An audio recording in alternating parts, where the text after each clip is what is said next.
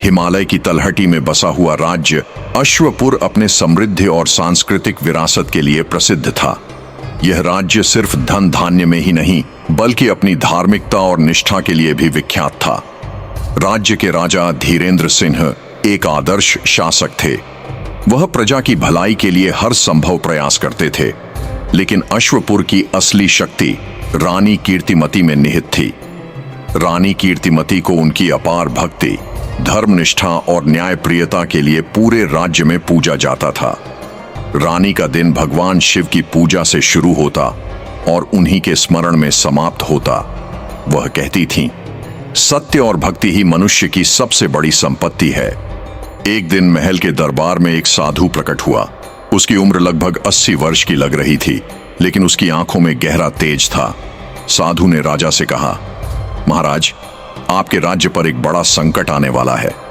इस संकट से बचने का एक ही उपाय है, सत्य और धर्म के मार्ग पर चलना। लेकिन याद रखें, यह राह कठिन होगी। साधु के शब्दों से राजा और रानी चिंतित हो गए।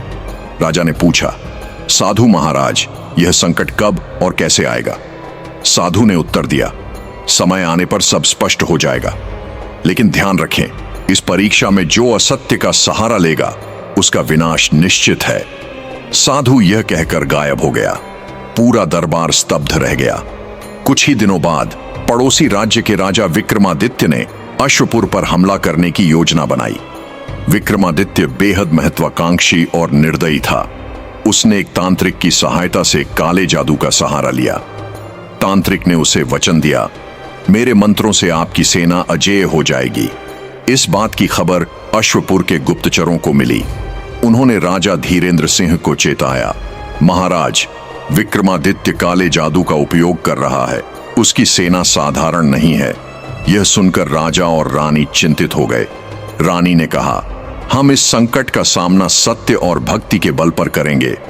रानी कीर्तिमती ने तय किया कि वह भगवान शिव की आराधना से राज्य को इस संकट से बचाएंगी।